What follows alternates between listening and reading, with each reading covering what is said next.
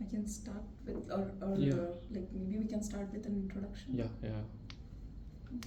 So, you think we should also be introducing on the video? No. No. It's for. Like when we do the documentary, I will put all the question using Okay. something like a Okay. PowerPoint. Then I will put the video. Yeah. Okay. Fine. So we can start with your introduction. Okay. And then we can ask a bit of questions, or you can also lead us talking about your experience in the Olympics 2024 and all that. So it's specifically on 2024 that you No, No. I mean, No. you just can. asking. Yeah. No. It's just that it was very recent. That's why I said that. But yeah, you can go ahead and talk about your experiences. Okay. So I'm Pascal. I've been working now on the game since 1988. In fact, my first games were in France already, with the Winter Olympics 1992 in Albertville in the Alps. I was then with a provider in IT, working there on site from beginning of '88 until after the games. Then I worked a bit in Lillehammer. It was another time, it was a long time ago, so at that time there was no transfer of knowledge from games to games organized by the IOC. There was not yet any so-called top sponsor with a contract from games to games. The top program started with the IOC with the Atlanta Games in '96, the Summer Olympics '96. I worked for the IOC as a director of their first director of technology, as a matter of fact. From '96, from just after Atlanta. I was in Atlanta for the games, taking basically holidays from my previous employer to be there on site during the games in order to meet everybody, because everybody is there during the games. So I met the people from Sydney, which were the next Summer Games at the time of Atlanta, the people from Nagano, which were the next Winter Olympics at the time, the providers and all that. Then I left the IOC summer '99, so it was kind of interesting. That was for family reason. I was traveling too much. I had 2 young kids, and it was becoming a significant challenge. But it means that I started the Sydney Games with the IOC, and I finished the Sydney Games, in fact, working for NBC, the broadcaster. I was then based in the US, in California, and we were in a small startup who had a joint venture with NBC, and we produced the NBC Olympic site for NBC in Sydney. Then later on, I came back in Europe, worked as a consultant for a number of years. But for the Olympics, the next big Olympics on which I worked, because during the IOC, I worked with Nagano, with Sydney, with Salt Lake, the election of Turin for 2006, Salt Lake City at 2002, Athens 2004. Because if you remember at the time, the bid process was such that it was competitive. There were a lot of cities competing for that. And the election was more or less 7 years prior to the games. So the bid committees were there at least 9 years prior to the targeted games. And 7 years before, there was an election and all that. Now it's a little bit different because there was a lack of competition. And so the IOC entered the process with an open discussion with cities who can be interested, but they try to make sure it's going to move forward. Operationally, I worked again with London 2012 at the very beginning, just after the election in Singapore. In fact, it was very clear with them they wanted to have a British person to take the technology, to be the technology director. But I was available and they didn't want to stop, and they knew me, so I got an interim management type of contract with them to work there for a year, and then I did an initial year for them part-time. From there I went to Rio to work on the bid of Rio. Then came back in Europe, worked on various bids and all that. And finally, since 2018, when I left the IOC, the contact were good with the IOC, so I did a lot of contracting for the IOC as well. It was in Pyeongchang, They asked me to do the onboarding of the technology director of Pyeongchang. So I went there a number of times, helped them to start the process, to engage with the top partners and all that. But from November 2018, I started to work with Paris. I didn't work on their bid. I worked once it was an organizing committee. Well, formally speaking, the organizing committee as a legal entity was only there in, I think it was January 2019, but they were in agreement to start hiring and all that. So I started to work with Paris in November 2018. To give you a sense of that, at the end of 2018, I remember because we had a kind of a seminar of all the staff that we did in Saint-Quentin, in the cycling ring there, track cycling, and we were 70 at the end of 2018. So here we go, and I finished with Paris in November 2024. The last piece of work with them was the final technology debrief in Los Angeles to the team in Los Angeles. It's very nice to hear such a long association with Olympics and such an Yeah, international. some people would say too long, but and such an international experience you have in many different countries. And you talked about Salt Lake City and Athens, like so diverse. yeah, it's very different. I worked on the bid in Istanbul as well. Oh wow. I've worked, Okay, very I've diverse. worked in a number of countries. It's not the job in which I've been traveling the most, but I've been traveling a lot for that job. Okay, nice, nice to know.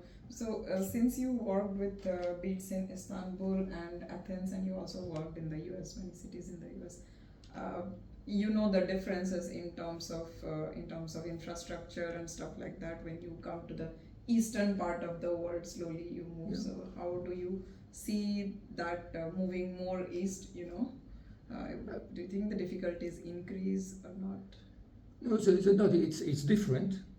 But in some areas it's an opportunity, because if it's different, you can start something from scratch. You don't carry what is existing, and you're pushed to use what is existing, because otherwise it can be very difficult to get people to understand that you don't really want to use what is there for various reasons. So it is different. But it's true in terms of infrastructure. It's true also in terms of the setup. For example, when you are in the US, it's all the work related to the games, except the security, where the federal government is involved and all that. But it's all privatized. Okay. So which means in the US, typically, if you say I need to build a new stadium, the organizing committee has to build a new stadium, and the organizing committee will have to sell it after. Okay. In Europe, in all places in Europe where I've been for the games, and in Asia, at least in Japan, in China, usually there are two different entities. There is an entity to build new infrastructure like stadium or a new piece of motorway or whatever you can think about, and there is an organizing committee. The organizing committee in Europe and in Japan is more like the producer of the event. So a little bit like if you are working and you want to produce a play in a theater, it's very rare that you build the theater. You rent a theater, and then if you want some overlay in the theater, or if you need some additional technology, and of course everything you need to play itself, the lighting and all that you bring, but you didn't build the theater. In Europe, that's the way it is. If you say, I want to work in a new venue, okay, you have to find people who are going to build a new venue. In France, it was organized for Paris through a government agency in charge of that. And then at some point, you receive the venue, you put the overlay, and then you rent it basically. So you put the overlay you want for the games, and at the end of the games, just like everybody renting something, you have to clean everything, give back in the state it was, and sometimes there's some additional build after. a typical case of building before and after the games is the Olympic Village.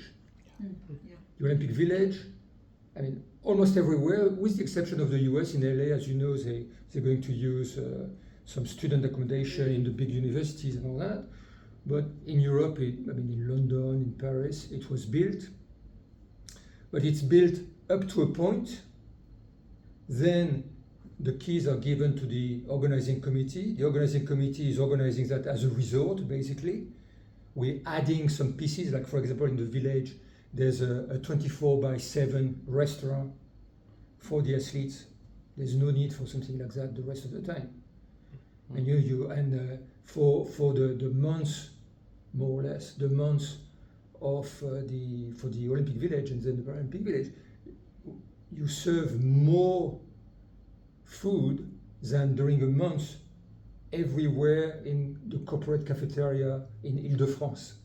Just to give you a sense of. Yeah. Plus, you are obliged by to have a lot more diversity. There's no way you have only one choice. No, you have to have multiple. So it's a very complex restaurant, which in the case of Paris was organized with Sodexo, which is one of the big companies doing this type of thing. But you also build on it up to a point. Why? Because in the apartments which were used for athletes, you don't want a kitchen. Yeah. So kitchen are not built yet. You organize that, you put the beds and all that, then we remove everything, and then of course to put them on the market, if it's an apartment, at least in Europe, you need a kitchen. Yes. You don't. It's very rare that you sell an apartment without any kitchen in Europe. Yeah. I know it does happen. I mean, I've been in Singapore where it does happen quite a bit. It's common. there. in But Singapore. here, if you try to sell an apartment or rent an apartment and there's no kitchen, good luck. And so there's a phase of building up to a point. Then it's with the organizing committee, and it's within the budget of the organizing committee to do all the overlay, organize the management of that big resort. Then we dismantle everything. It's given back to the builder, and they finish the work. Okay. And it can be similar with some of the sporting venues. If it's a new sporting venue, maybe you want it with some characteristic which may not be the correct characteristic for ongoing use after the games. But sometimes it's there. Makes more sense, more sustainable. Like, if, for example, Europe, whatever Paris Olympics Village and everything that was built is very sustainable, and that's something probably the next future Olympic cities should look for. Well, everybody, frankly, everybody right now is looking at creating less new venues, unless it's in a country where you need new venues. So the IUC is pushing quite a lot on that to make sure to say, okay, well, if you need a new venue, great. Explain to us why you need a new venue. What is going to be the use after and all that. For some venues, it can be, and so the IUC is pushing for use existing venues or use temporary venues. I mean, temporary venues are not cheap, but they are built in order so that you build them and then you remove them and you can do something else or nothing if you want. There's like we did also with the Grand Palais. You know Grand Palais.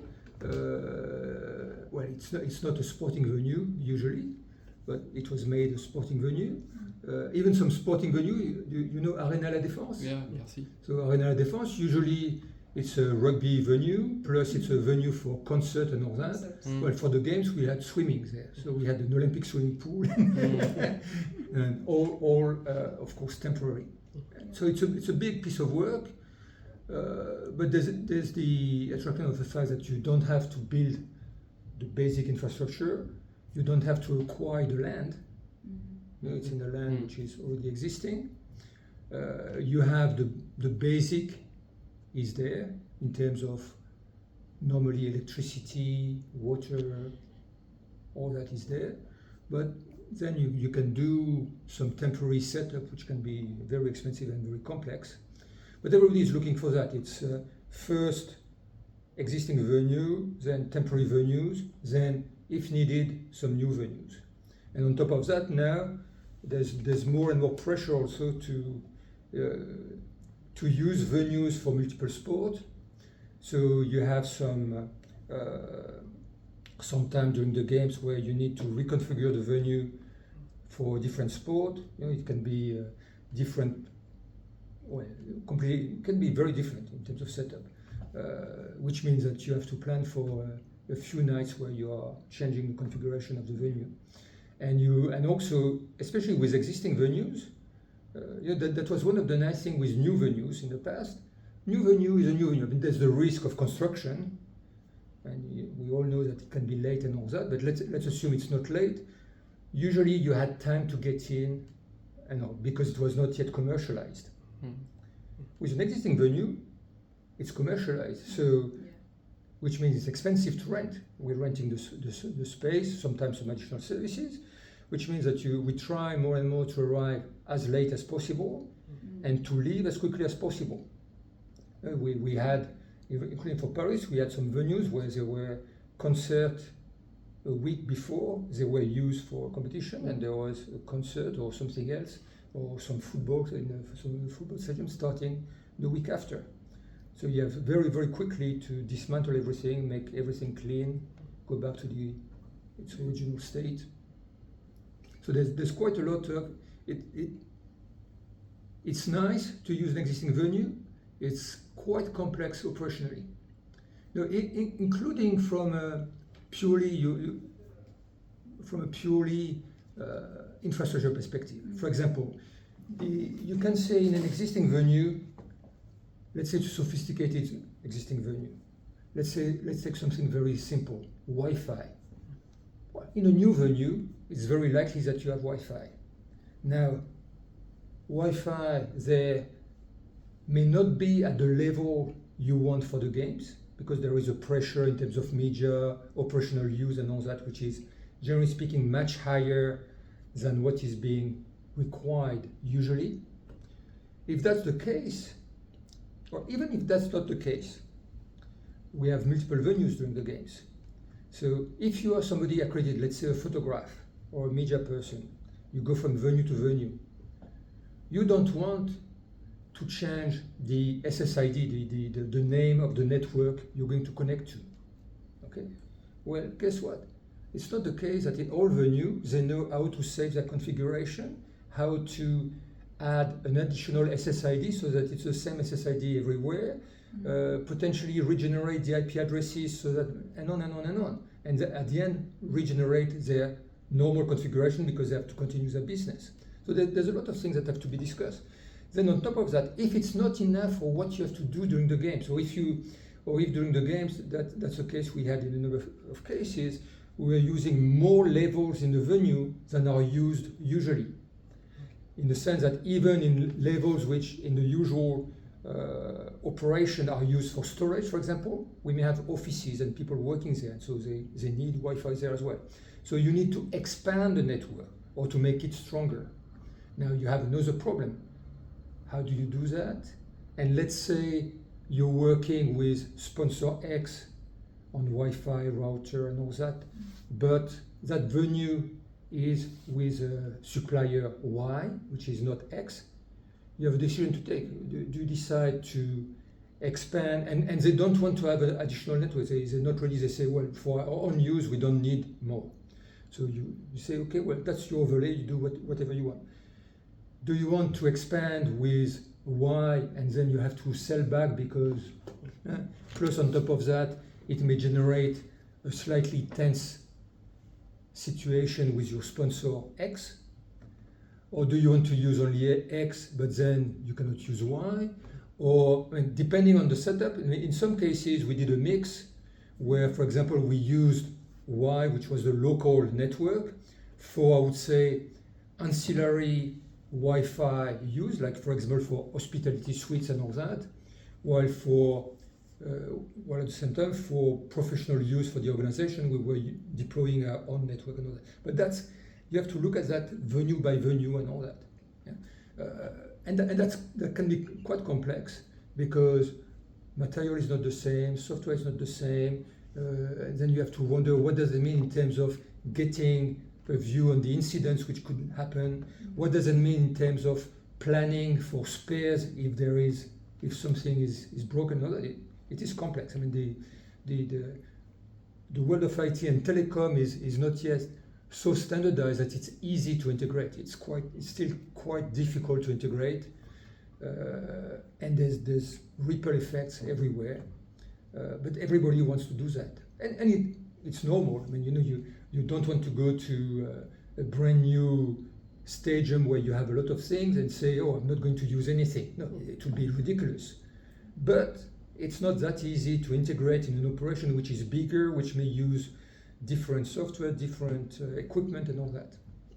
So it's a challenge. And for me, that's a challenge. I said I did not that long ago. I did a piece of work for a country who wants to bid for the Winter Games 2038. So it's a long time from now. And part of the discussion was what could we consider doing now to make it easier at the time of the games.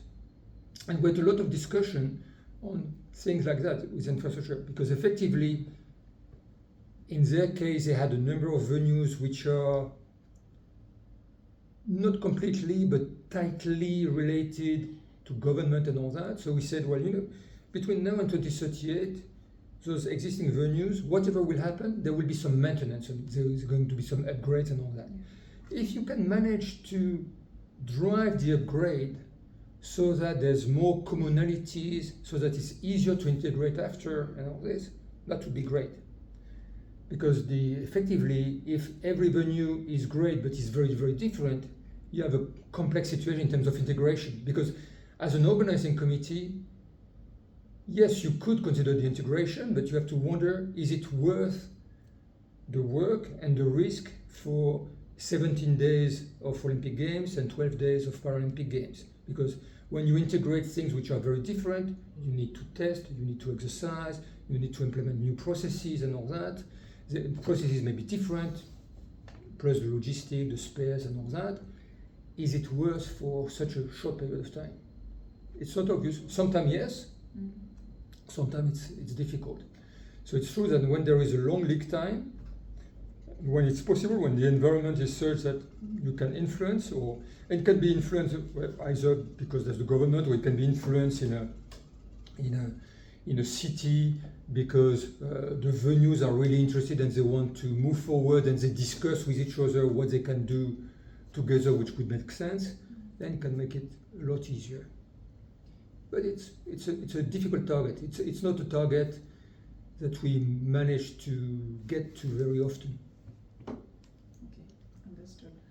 Since we are discussing about infrastructure, I had a question about the infrastructure in the Olympics organized in different parts of the country, because India is very widely diverse, and it's probably not possible to have all the games in one city, and it's not very close. I don't think I've not known any edition of the game where people could say it did happen only in one city. Yeah, but it doesn't happen. Yeah, that's true. But in terms of this, when it comes to India is very divided in terms of states, organization of different states, politically, what kind of sponsorships and private organizations are in the state. So, for example, the same space, same sponsor, or the same provider may not be found in another state. So, do you think this adds? It has the complexity. It's something on the Olympic Games, it has been avoided most of the time. However, remember, there's been a number of recent examples. Well, even with Paris, we had surfing in Tahiti. It's technically part of France, but it's not the same telecom providers there. It's not a number of things for energy provision as well, for electricity and all that. So all different. So, plus, of course, there was 12 hours difference, which has also a number of impacts on the operations themselves. So that's difficult. There's been on the games, it has been avoided most of the time. You may remember that in the case of the Beijing Games, for veterinarian reason, equestrian was in Hong Kong, not in mainland China, like they say, because it was too difficult within the international circuit of equestrian to get the horses on time in Beijing. and to go through all the veterinary things and have the competition in Beijing. So it does happen. It could happen anytime, because as you know now there is a clause, especially because the IUC is pushing, that has been existing for a long time for the Winter Games, but now it's generalized for all the games. If for technical reason there is a venue that you cannot have in your country, you can propose to have a venue elsewhere. Back years ago, it was called casually the Finland clause of the by the IUC, because Finland is a very big country for winter sport, but there's nowhere a place where you can have an international downhill at the level of downhills that you want for the Winter Olympics.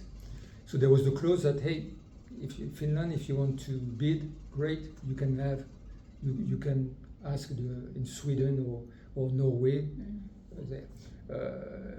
More recently, currently in Italy, the IOC tried very hard to suggest to Italy that they shouldn't build a new bobsleigh luge track, that they could use one in Germany, Austria, or the US. Italy refused that, and they decided to build one. It's very expensive. It's very expensive.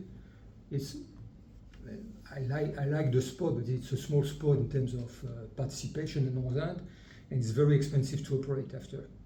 So but they decided to do the expense, so they do the expense, but it was open for that. Well, even in Korea, in Pyeongchang, they decided to build also a new track because they refused to go in Japan for that.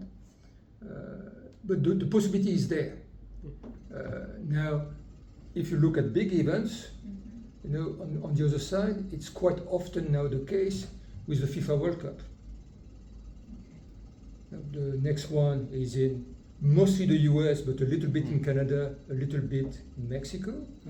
The following one, there are a few matches in South America because it's the centenary of the FIFA World Cup, and then it's split between Spain, Portugal, and Morocco. So, just in the sense of the work to be done on telecom, it is complex, because all those things.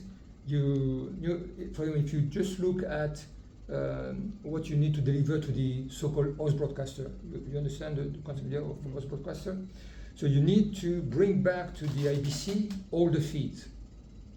By definition, if you have things in different countries, you're not going to use the same telecom provider. And then you have to work multiple times with multiple providers, setting that up, getting the same understanding in terms of the quality you want, and on and on and on. So it is more complex. So that's part of the thing. In a bid phase, that's part of the thing you have to explain of how you're going to do that. But it's true for that type of infrastructure. It's true also most of the time in most countries with electricity power. Quite often, different organization, but it's very true in things which are not infrastructure related. It's very true for the police. Yeah. Now, if you take London 2012, in France there is the Police Nationale. Yeah. That doesn't exist in the UK. So they had to set up a specific organization, basically under the Olympic law, and they asked the London Metropolitan Police to lead that. In order for the people assigned to that, most of them were for the London Metropolitan Police, but not only for that, because directly the London Metropolitan Police couldn't say anything in Southampton where sailing was happening. They're not allowed to say anything to the police there. I mean, they can communicate with them, but they cannot order them to do something. So they needed, and that's a requirement from the IUC to say security has to be centrally managed during the games. So even if it's one country, but you organize in a way, you have to create the vehicle to make sure that there is one organization in charge of policing things during the games, for the games. Point. Is this something that is also considered before the bid, like for the bid also? Oh yeah, yeah. Security is very big everywhere. Okay. You know, in the wonderful Yeah. world in which we are living, it's if you don't have security, then Yeah. the games will not go there. So we are in discussion with the lead of Gendarmerie Nationale to discuss about how they manage the security volley during the GOP year. So we'll also include that in our report. Yeah.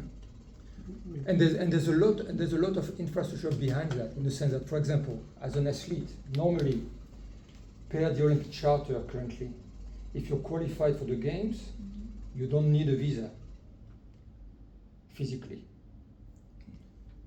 Now, there's still, for accreditation and all that, there's background checking and all that, but you're not going to have a visa on your passport.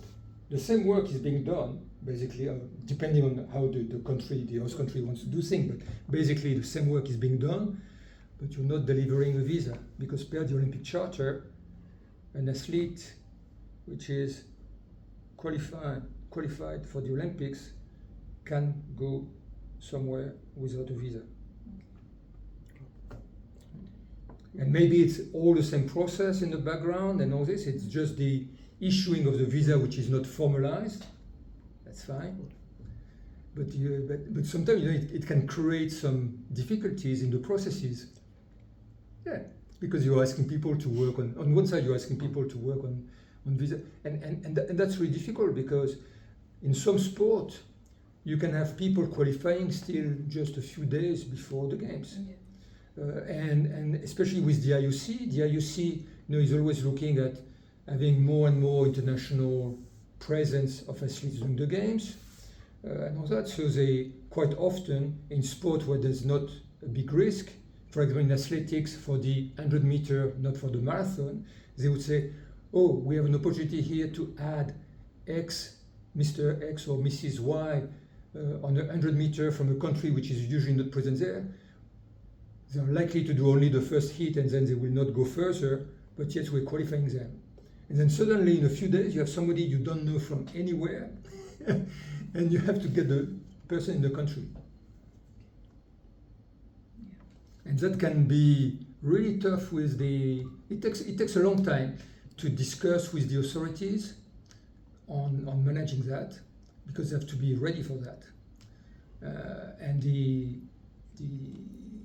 have a peak of people which is difficult with that.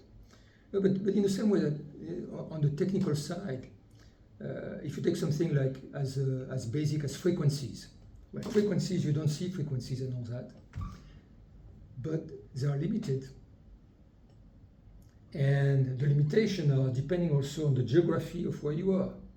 So for example, in Rio was fantastic. In the middle of Rio, you have a mountain, literally a mountain. So you could use quite easily the same frequency on both sides of the mountain without any interferences. In Paris, London, Tokyo, it's impossible. It's too flat. And so you have a management, and on top of that, in Paris, you were in Paris during the games? Yeah. So you saw there were a lot of activities in the center of Paris and all that. Yeah. You're in a venue at close to the Eiffel Tower or there. You cannot share the frequencies for operation, and you require so many frequencies.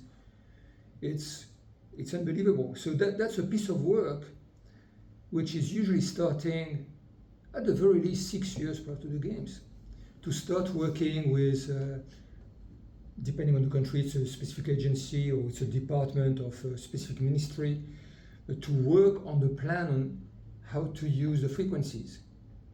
It needs to be up front, and at the end you have a portal on which especially the broadcasters and all that, they are requiring the frequencies. And it's so severe, the situation in terms of frequencies during the games, that even usually unregulated frequencies have to be regulated during the games. So typically Wi-Fi, at least in France, for example, is not regulated. In some countries it's regulated. If you go to Morocco, it's regulated Wi-Fi all the time. Yeah, it's not regulated, but during the game it is regulated because there's just too many equipments around, and it's generating the you lost. You just don't get the frequencies you want. So it has to be extremely regulated, and that takes a lot of time to explain. A lot of time everywhere, and usually, at least in the past process, that was a discussion right during the time of the bid. So for example, I did that for Istanbul.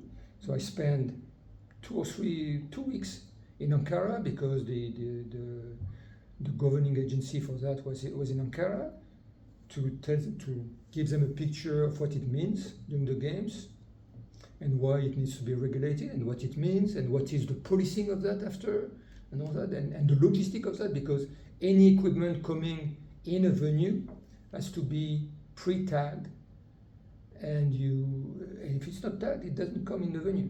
Point.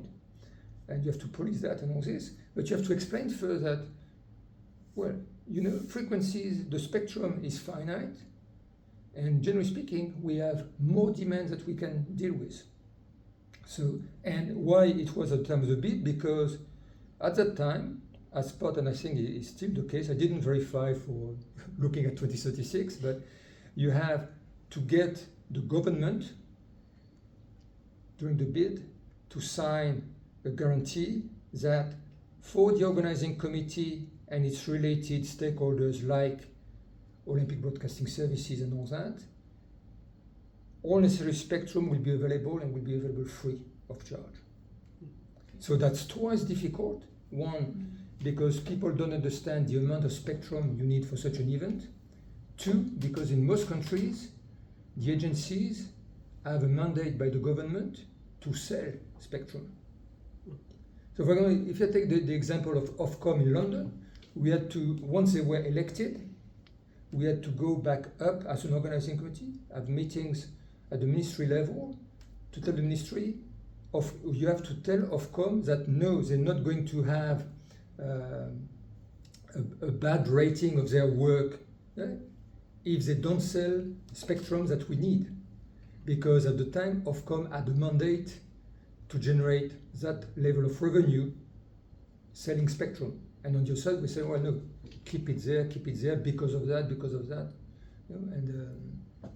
And you have to start early, because if you want to use, for example, there's a lot of tension currently with 5G and the extension of 5G. It's generating a number of opportunities, but it does make things difficult for areas with relatively low volume of work, including the spectrum you need for cameras and all this. And so it's more and more difficult to find enough spectrum to get, in fact, more and more cameras to work wireless. And you want more cameras to work wireless to find new angles and all that, plus to speed up the installation and things like this.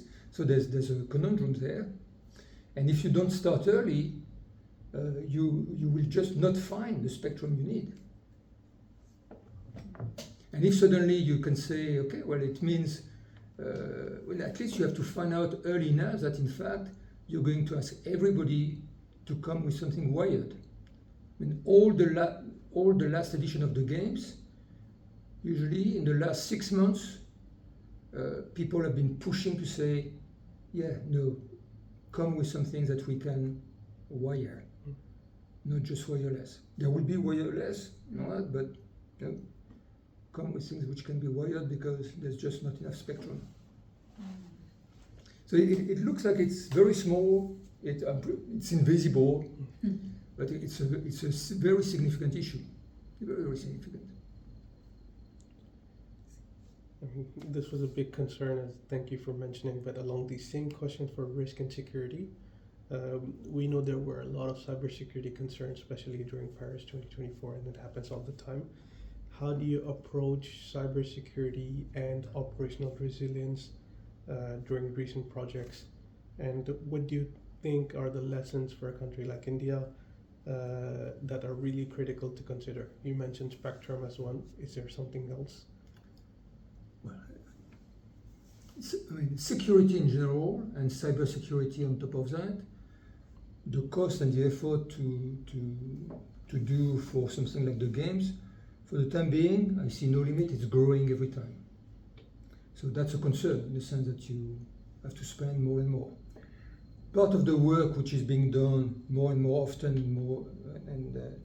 earlier and earlier is also, again, in France there is an agency, ANSSI, who is the government arm, if you want, in terms of cybersecurity and all that. So we use ANSSI very early, but we use them also for us in the sense that we got them to do, for the existing venues, we got them to do an audit of the existing venues. We came with the audit, and then if there was something which was not up to the level we thought should be, and ANSSI thought should be, we were pushing the venue to say, well, it's also for your own normal operation. You're not at the level of cybersecurity you should have. So, but again, you have to do that early enough, because if suddenly, because that can be quite expensive. If fixing fixing that and having something more secure can be quite expensive. And if you say that too late, they're going to say, well, I don't have the budget, I cannot do it, and all that. So again, it has to start early. You have to work with a number of stakeholders. On each venue, one of the other concerns is that quite often you have venues which are, it's almost a mix. For example, if you have a football venue, I give you the example of Rio. Rio, the Olympic Stadium, and was the Maracana, known for every time, and it was renewed and all that. Now, in fact, during the bid, we had to raise the hand, the bid committee, to say, well, be careful, because you're rebuilding Maracana, you want to rebuild businesses around and all that. Now, we believe that for the World Cup was happening in Brazil before the games. We believe for the World Cup it's true as well, but check with FIFA. But for us, we would like you to postpone the additional building around the stadium, because we need a buffer area for security which is much larger than what you need for normal operation of the stadium. Because there's more people, there's more risk, more visibility, it's more target than the rest of the time because of the visibility, and so the buffer area is longer. And then suddenly you have you potentially also then on a mix where part of the area is covered with the stadium infrastructure and part is usually the road or whatever. And you have, but for your operation of the games, you have to mix the two and all that. So that all of that, has to be worked very carefully. And again, including when there is a new venue or when a venue is being renovated. Often there's a plan which is quite normal, a plan which is related to the use of the venue after the games, but you have to be very careful up front at the beginning to make sure that you're going to still have the space for physical security and on and on and on. Even for physical security, for the entrance of people. So it's not, it could be also cyber, because if people play with that, but quite often you have some mechanical, how do you call those? Which turn to get in, like turnstile, right? You have some turnstile to come in and all that. Depending how well they are, quite often for the games of the FIFA World Cup, the last ones are disabled or even removed because you have to check earlier and you don't want to recheck and you don't want to slow the flow. Now, in other cases, they may be perfectly fine, but you have to check. You have quite early to start having a model of the flow you intend to have and to see whether you can manage the flow and whether it's going to generate huge lines or not, because you don't want huge lines. Because if you have huge lines, it may also mean that you need to beef up your buffer zone and all that to manage that so that people have something to do or whatever. So a lot of things related to that which have an impact on the venue you choose, using the infrastructure or not, expanding the infrastructure or not, and making sure it does work for the specific of the games. And sometimes the specific of the games are difficult. You know, with swimming pools, a lot of the time the problem with swimming pools is that there are many areas, including in Europe, where you could say there's not enough of Olympic swimming pools. But if it's a swimming pool for the games, you need also to have sitting areas and all that. Yeah. Up to now, I would say no architect has yet found the perfect way to build a new swimming pool, integrate great sitting area, and making something else of the sitting area that you don't need when it's a Yeah. local swimming pool. So you really have to think through whether you really want a new swimming pool and how you're going to organize it, and whether you can have something smart so that you have either permanent seating that you have something to do with it after, or temporary seating, or whether in a building which is done for something else you're bringing a swimming pool. In the case of Los Angeles, the swimming pool is going in one of the big stadiums, existing stadiums, so we know the stadium is used the rest of the time, and the swimming pool is coming to the stadium, not a swimming pool being built with a large number of seats that you don't know what to do after in a swimming pool. And it's a bit cold in a swimming pool if you have a lot of sitting around, there's nobody there, it's a bit weird. So it's a difficulty, but you have to think through that. What are you going to do with those venues and the related security? Same thing with entrance. Now you know that can be. It's also security. It's partially also cyber security in some way. There was a test which was more, for me, a proof of concept in Tokyo, where there was facial recognition.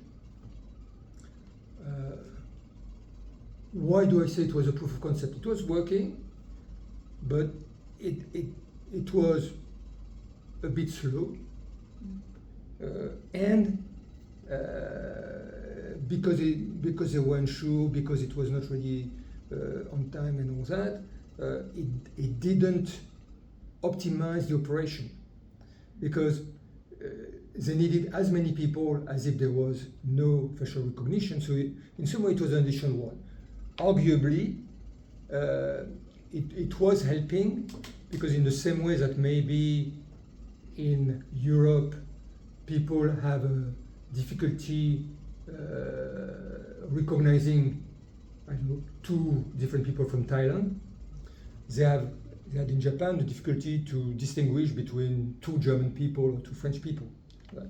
But that was helping, but you know, initially they thought, oh, we're going to do that, and maybe we're going to reduce the number of people to check and all that. But if you want to do that, it does change, including physically, how you get the entrance. Because you still need people able to intervene if people are trying to force the entry. So how do you design the entrance so that, yes, you can do that, yes, you have the facial recognition, and yes, you have a smaller team, great if it's smaller, to intervene if need be. Because otherwise, it's an additional, it's almost, I mean, unless really you're not sure that people are going to be able to recognize and all this, it's an additional cost, because you have as many people as before, they have to arrive at the same time as before, and you have on top of that the equipment, and you have to check the equipment, operate it, and all that. So. It's a lot of considerations. Yeah. Take care of.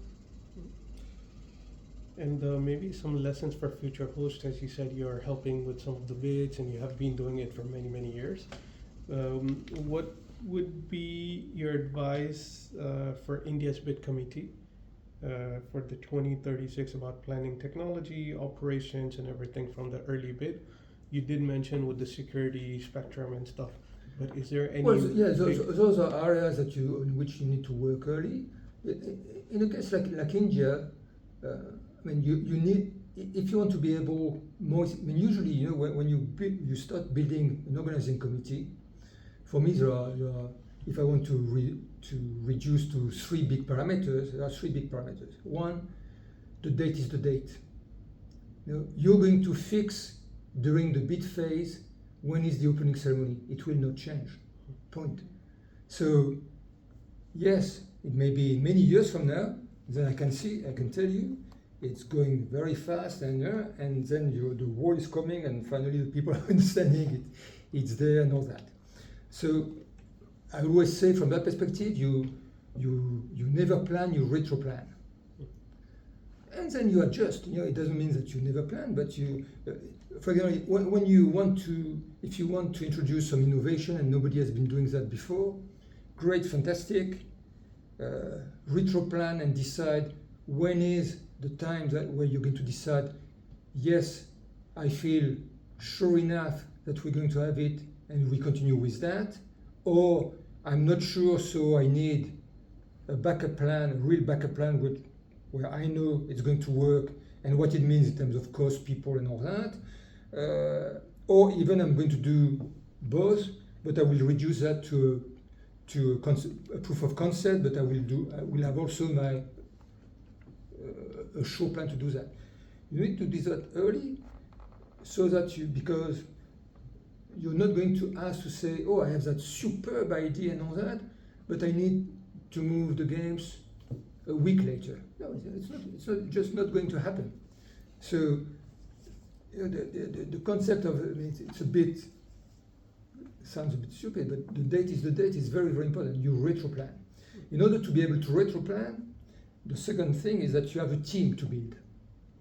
And usually the team, you're looking at mixing people, local people, because it's very important to understand how to work in a country and all that, to have the contacts, to have the network and all that.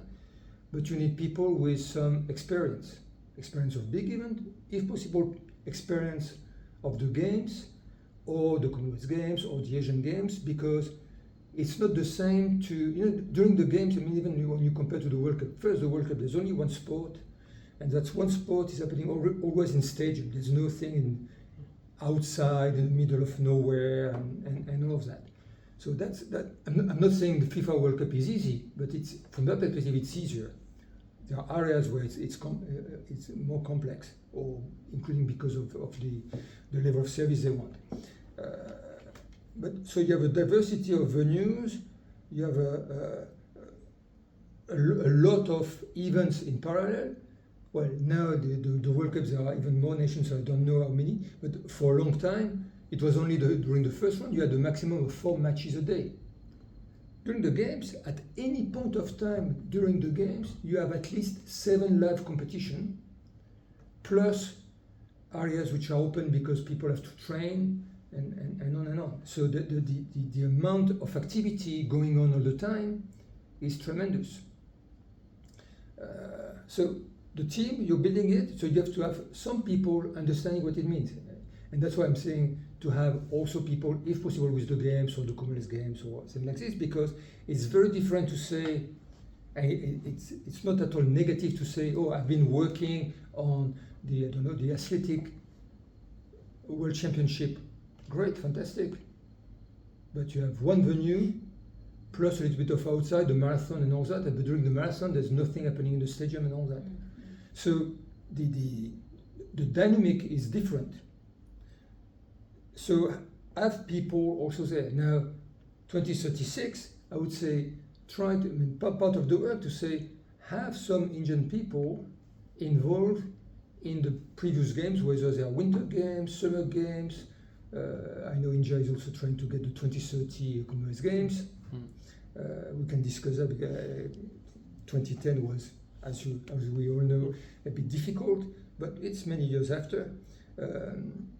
But have people there and people who are interested, or that you can entice to be also working for the games. That means also being careful about where they come from, because even for people working on the 2030 Commonwealth Games, if they happen in India, some people may say, oh, 2036 is a long time from now. And by the way, if I start working, doing this for the Commonwealth Games, I want to have a lot more responsibility for the Olympics and all that. So there's something. I think that would be being able to build a team, obviously with people local and with some international people, because including in France, the last time there was some games were in Albertville, and the last time there was some summer games was 100 years before. So, but you have some everywhere, and if you have some, that's great. If you don't have some, you can get in touch with people, you can get to know people, so that they can be almost kind of a trend. I mean, if you look at, and that's something the India could do as well. Look at when there were the first European Games in Baku, 2015. I would say the games themselves, in terms of not the fact that they wanted the games, it was the country Azerbaijan, but they didn't have anybody. There was nobody with any real event experience at the time there. So what did they do? They said, okay, we want the games there, blah, blah, blah, and there was relatively little time to do that. It's much smaller than the Olympic Games, but still. So they brought a lot of people, especially from London 2012. But in parallel, they built an academy where they train people from Azerbaijan. They worked on the Baku European Games. Then they did by themselves the Islamic Games, which were, from the top of my head, 2 years later. Plus, if you look at the people working on Formula One in Baku, those are almost all people who were trained initially during the Baku Games. So you need, because people want to evolve, they want to know whether it's a valid piece of work or whether they're going to be locked.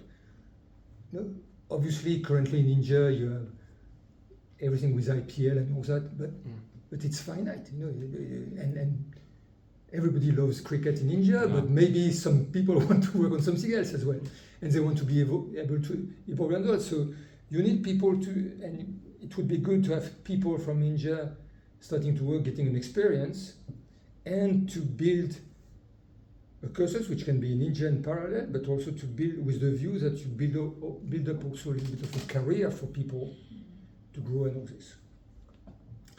So that's so the time, because the day is the day. The team very important, and at the beginning it may mean that you have, like you do with the bid, they have advisor from X and Y and all this, because you need people, because of all the things I said before, all the type of decision and risk and all that, you need people aware of where it's going, even if it can go a bit there or a bit there, or what, but what has to be done so that the discussion can take place. Because if nobody is telling you, for example, that you're going to build a new football stadium and I want it to be super commercially great, I'm going to build plenty of outlets around and all that, and then suddenly later on, 3 years later, you find out that you don't have the space to manage the amount of people which is coming there within the security regulations that you want to have during the games. You're not going to use that venue, to be a bit. So initially, quite often you contract and you look, and in India that's what they do in India. They go and look at events, and they understand. They have people with games experience coming there, and you potentially build the seed for a team with more and more people aware of the issues. And it takes some time, including because if you take just the summer games, it's only every 4 years. As I said, again, on the FIFA World Cup, there are a lot of things which are complex, but in summarize, it's a lot less complex than the games. So you can learn things from the FIFA World Cup, but not everything, because it's different. And you need to give people a space also where they're not just going to say, I went to Paris was great, so I'm going to copycat Paris. No. 2036, that's 12 years after Paris. It's likely that you want to change a lot of things. You want to use some new opportunities. And again, so you need people to be mature enough with what has to be done, what is the end result, what are the risks and all that, to rethink about how they address the risk, how they address the opportunities where they can consider introducing some innovation. And if it, and you know, the innovation, I always say in SQL, the closer it is to the center of what is absolutely required for the games, the more it needs to be proven before, because again, the date is the date. So if you have, no, you're not going to, if you have a superb idea to say, oh, let's not do timing like we do now, I have a new super device, or what about how to do timing? It takes years before in order for your new timing solution to be accredited for the sport and all that. So yeah, it's not an idea you can have within the last 2 years prior to the games. It's too late. So depending on what you're doing, for example, a lot of discussion I have, including lately a little bit with ALP 2030 and all that, to say, well, nowadays you cannot move an inch without people saying, oh, what you do with AI and AI and AI. And I said, well, you need to think about it early on, because the way you can consider using AI, there are some, well, you can do with AI currently some wow type of effect, which do not really touch the main processes. It's still wow. I mean, some people have been doing, for example, they were using the AI-generated voice of famous people to comment a match and all that. The person is not there and all that, but you know, it was sounding like they like it. Personally, I don't really like that, but you know, it's, if they decide they can do that and they have the approval and all that, why not? That's a wow effect. That's fine. For me, it's a little bit like when you in the film industry, when you have a new special effect. The special effect is coming, then you have some movies which are done in order to show that you manage that special effect. But then a little bit later, even the real special effect artist, what he likes the best is when people think that maybe there is a special effect, but they don't see that there is a special effect because it's embedded in the story and all that, so you don't know there is a special effect. With that, it's the same. You know, if it's just wow, you can do that. It has to work the day you want to work, but the backup is sort of easy. It's to have somebody commenting a little bit, you know, like in football. Again, I'm not hammering football, but you know, the backup for results. In football, you can have results very complicated if you want a lot of statistics and all that. But now, in terms of making sure you have the result of the match and therefore who is going to the next round and all that, you can have that by hand on a little piece of paper because you know it's one goal from time to time. And unless you have somebody completely stupid in charge of that, you're going to have that. So your backup is easy. I'm not saying not to do anything, but the statistics can be interesting and all that, but you are sure with very little means that you're going to have the official result right. Okay? When it's like that, when it's AI for wow effect, fine. Now, I take the contrary, the other side of that.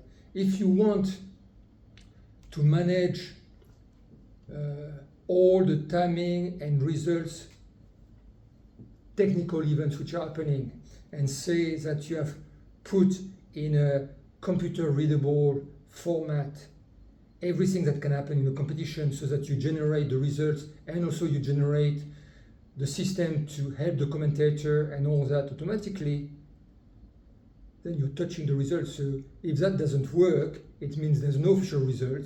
It means what? You're going to ask to rerun the 100 meter? That would be dramatic. So I'm not saying you shouldn't do that, but if that's the interest, you have to start very early. On top of that, well, for 2036, we don't know yet. I mean, the contract is not signed, but there's usually, at least in all the past edition, and currently until 2032, there is a sponsor for that. So you have to start working with the sponsor and say, well, we're really interested in that. Maybe you have to help him, maybe you have to invest potentially, or you have to say, well, we really want to go that way so that X, Y, and Z. Because effectively, if you had something like that, and I'm mentioning that because I mentioned it not that long ago, and I think technically speaking, the technology is pretty close to be able to do that, but there is a need to invest and to invest on time with a target of a specific set of events and then ultimately the games to demonstrate that it's safe in the sense that yes, it does work. It's not going to provide a wrong result of the competition and on and on and on. Yeah? But you could do that and you could deliver, then you could say I can deliver a much better CIS than the commentator information system, which all the commentators which are on TV are using to comment because they get additional statistics and on and on. And that's real time. It could be much better now with that because we could provide a way to customize it in a much better way related to the editorial style of that specific broadcaster or of that specific commentator and whether he's following multiple events or not. Currently, there is some parameterization and all that, but it's a little bit fixed. It could be more.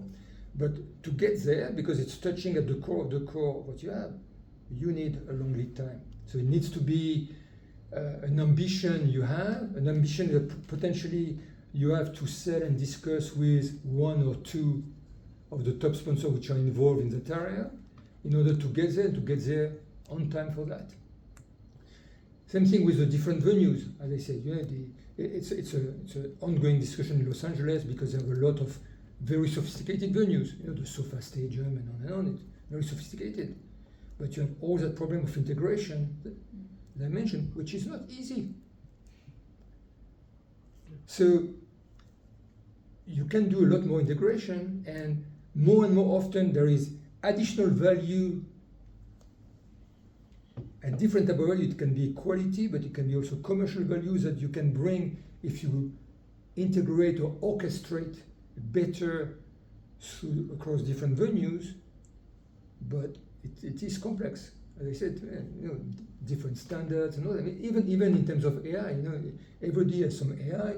Then suddenly, if you say, "Oh, I have 6 stadiums plus 12 temporary venues. I'm installing my facial recognition there, but I'm using the one of the other. But at the same time, I want all of that to be visible from a central security office so that they can react or push and all that." It's not easy. I'm not saying it's impossible, but it's not easy, and it's currently a significant effort. And again, the later, because the date is the date, if you decide that a year prior to the games, I would say it's extremely likely that you're going to say it's too risky. Because I want to integrate, I want to orchestrate, but they are very different. I don't know what to do. I don't have enough time anymore to organize some technical tests for that. While at the same time, I'm in that time where my organization is growing like hell, and I already have to onboard thousands of people, and the people who were there from 6 years before, they are now in different venues and they are surrounded by people they don't know, because that's the life of an organizing committee. A regular organizing committee, that's a consideration with the team, with the complexity, with the risk and the complexity of all that. More or less, average, it's internally, it's doubling every year, the size. And then it's more than that with the provider, suppliers and all that, because remember that at the time of the game, the employees, and so you've been doubling every year for 6-7 years, and at the time of the games, the employees represent a single-digit percentage of the number of people working on the games. So it's very small, it's very complex to get that growing, and it's very small, you have to integrate a lot more people. Now think through health and security. It means at the time of the games, it means that probably you need to train on health and security in order to enter, to get anywhere you need to be, something like order of magnitude, probably around 200,000 people, of which maybe 70 were there 6 years before. And it's at a time where you're rushing and people don't want to go to the health and security training because they have work, their to-do list is going up and up and up and up. It's also the time where if you say, well, health and security is important, so I close the venue, well, suddenly you have thousands of people, they're not working that day. How are you going to, again, the date is the date, you're not going to postpone the game because of that. You have to recover a large number of mandates suddenly to do that. So, you know, all that curve is very complex, difficult, and it does involve a lot of human people. And that's also why you want to, you know, if you want to use AI and all that, part of it can be also that maybe you can remain thinner, longer, and have potentially less people knowing more things, which makes also the decision much faster. But you're still going to grow at the end. And at the end, you don't train the people the same way, because at the end, including the volunteers and all that, you train them to the job in that venue. You don't train them even for the same job in another venue, because you just cannot. You have something like 40 competition venues, plus the other ones. You cannot train them on everything. So the package for onboarding people is becoming more and more specialized, and people are not interchangeable and all that. Now, that whole process, including for small things, you know, think about, for example, something very basic. You have an organizing committee, you're a company, so you're going to have an accounting system. Okay? 7 years prior to the games, you're 30 people, 50 people, whatever. I'm going to exaggerate. You could say, oh, I'm going to do my accounting on an Excel spreadsheet. Maybe, great, fantastic. Now, again, you have to understand that for many years it's going to be very small.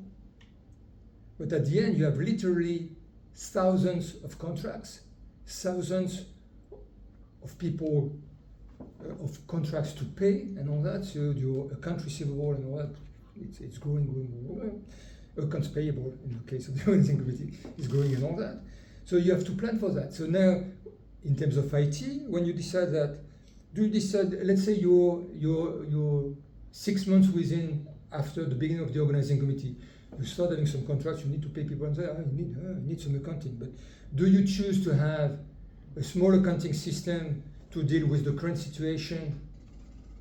The problem with that is that it means that when you have a lot of other things to do and there's a lot of people in that, you're going to have to change your accounting system, potentially change your accounting processes, change even your chart of accounts maybe and all that. Do you want to do that when you're getting ready for operation? So if you start discussing that, people say, oh no, I don't want to do that in the last 2 years, but when is the good time to do that? My personal perspective, the good time is, and there's a cost to that, but that can be also negotiated.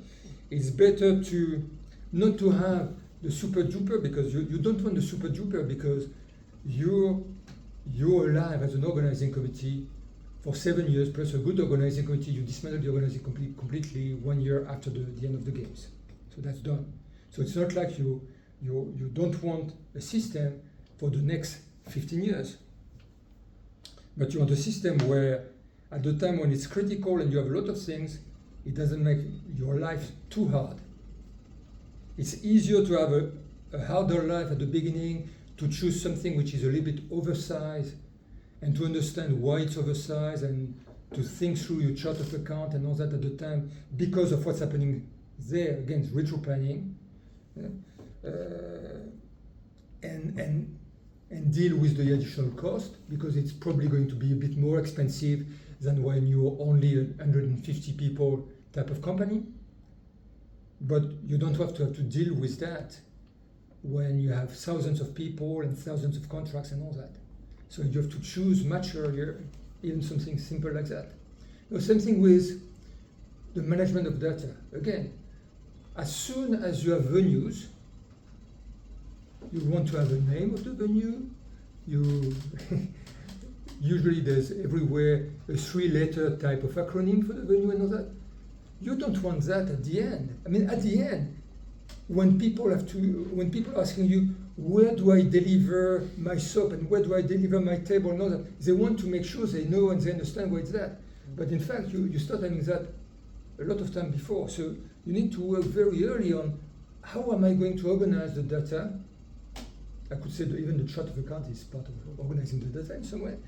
how do I name the venue, name, not the naming contract and all that, but the name, operational name, so that if I say it's BAI, everybody knows which venue it is or whatever. And you use that right from the beginning, including because as your organization is growing more and more, very fast, as I say, it's doubling internally and it's more than doubling with the outside. Everybody is arriving, you have to tell them what the hell it is. You know, if you assign them to les invalides, and but you don't say les invalides by the time and all that, you have to tell them what is the acronym for that, what is the name and what that means and where things are. So you need to work on that very early so that all the as much as possible, all the documentation and all that, and the related habits and the language being used between people is aligned and in some ways growing with the fact that the organization is growing. Because if everybody is already saying that, oh, here, tour accord, that's ACC, great. Everybody is arriving, oh, you have to go to ACC, oh, I don't know where it is, where. Here is the address, but everybody knows what is ACC. If somebody is saying it's the headquarters of Accor, no, but somebody else is saying, oh, it's Accor Hotel and all that, you're going to have people going here and there, and then, you don't know. Because remember that at the time of the game, as you grow, and you have the big venues, the 40 competition venues, the village and all that, but in Paris, we ended up with, I think, 250 venues. Because you have a transportation point, the logistic point. You have to get that organized, and it's a language you're creating within the company. Where within a group you have years and years, and progressively a culture is being built. Here, when you're on the games, on one side, you're not going to build a culture for the next 30 years and saying in 20 years it will work well, because in 20 years it will be memories, if possible, good memories, but that's all. It's all that. But you have to create the culture. You have to create the meat around the fact that the culture itself. I mean, the pillars are quite easy because everybody understands you want to have the games and good games. The difficulty is coming very quickly, including with the stakeholders. Not everybody is understanding the same thing with what are good games. And it's different. It's different for different stakeholders. But so you develop a vocabulary around all that, and you have to grow that vocabulary with the people. Otherwise, you have to retrain people, and you're going to find that, hey, every time you're going to retrain, oh yeah, I've retrained, but when we went, we were lucky with Paris, with COVID, in the sense that in some way it arrived early. It arrived early, so we did work remotely, but we were not yet huge. But the shock came when we came back. Because when we came back, we had more than double in terms of size. So who's that? Because of the situation, even more than usual, the various functional area grew as a silo. And they tried with teams and all that to speak between themselves, but we never saw the people and never met them and all